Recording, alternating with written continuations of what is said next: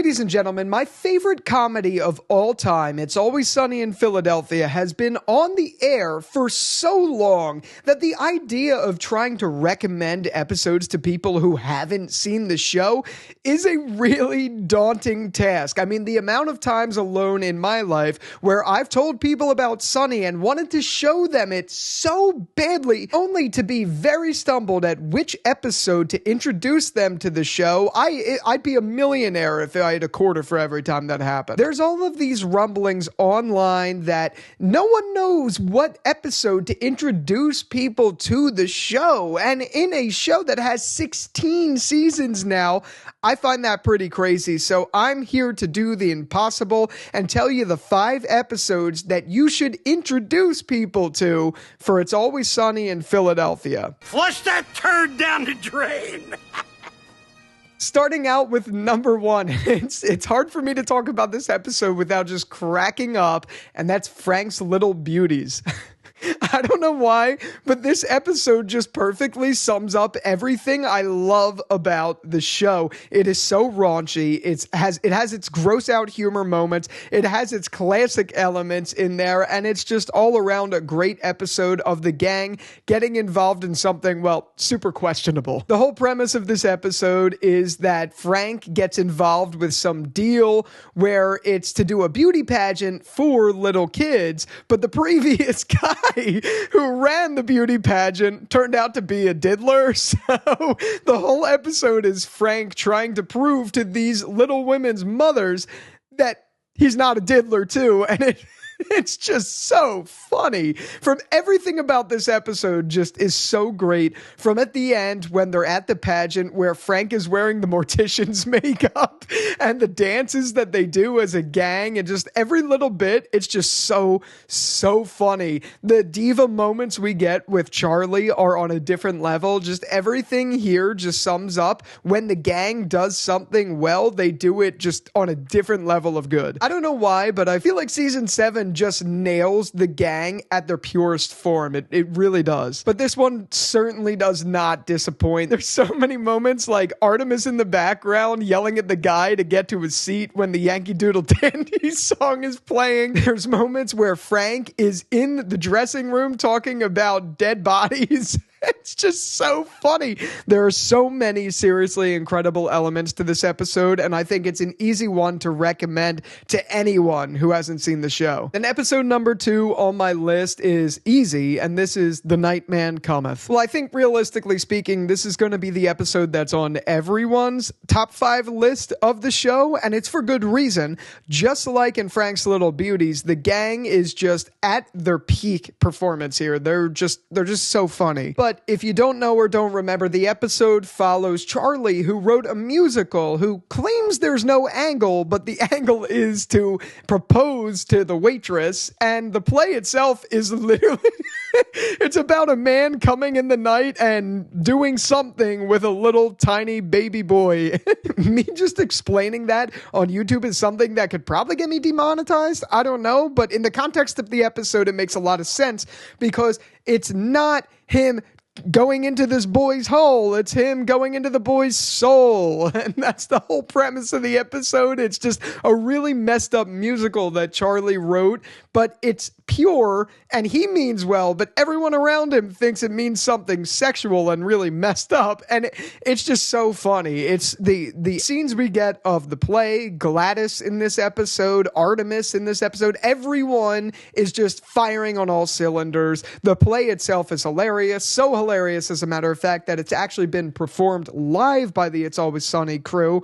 And just overall, there's not a minute of this episode that isn't hilarious. One of the things that stands out in this episode to me is Charlie's diva moments, just like in Frank's Little Beauties, where he'll be like, "Will you take a 5, Dennis? Will you take a 5?" There's so many here, man. This episode is so good, and it's just, I don't think anyone could ignore this episode on a top 5 or top 10 list of It's Always Sunny. It really is that good. Now, number 3 on the list is another classic. This one is probably found on most lists as well, and that's The Gang Gets Analyzed. And it's quite literally that. It's the gang getting analyzed by a therapist, all individually. So we have all the characters in there dishing out their stuff, and it's comedy gold. It really is.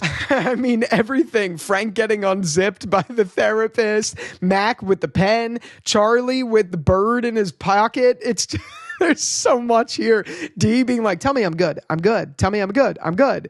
There's so much. And then Dennis, of all, is just so iconic in this episode with the drawing conclusions and drawing this. And it's the picture of him caressing the therapist. It's so funny. This is another iconic episode. And while it's not the gang all together, it's the gang being told together, if that makes any sense. So it still feels like the cohesive element that is the gang in the show, but they're not all in each scene together, if that makes sense. Whereas some of the others on this list, they are. I personally love when the gang is all together, but this episode, I think, is fine on its own because we still get everyone and we get all of the comedy just separated out. Now we're into the last 2, and these last 2 are both from season 7. I think that's a testament to me thinking season 7 is the best season of Always Sunny. But that being said, number 4, well, I did a 2 there, but number 4 is Chardee MacDennis, The Game of Games. And it's kind of funny to me because I don't find this episode as hilarious as some other episodes in the show, but this is an episode where the gang is all together in the bar, and it's just great from start to finish. See, I personally believe that It's Always Sunny isn't always one of those shows where you're laughing out loud, say like a Curb Your Enthusiasm, because that's what that show does to me, but It's Always Sunny is more just funny, but I'm not always cracking up at it, if that makes any sense. And this is the prime example of this.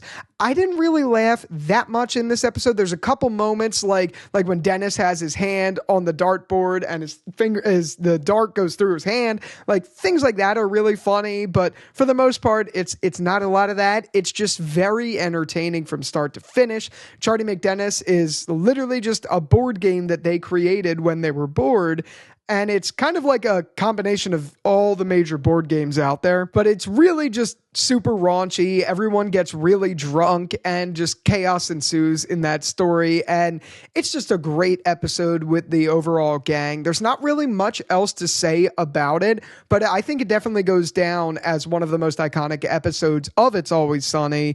And it definitely is a great contender for one that you should show people who haven't seen the show. That mainly being because the gang's all together and they are at their peak when they're in this episode. And then lastly, and again, this one's a little personal biased, but it's The Gang Goes to the Jersey Shore.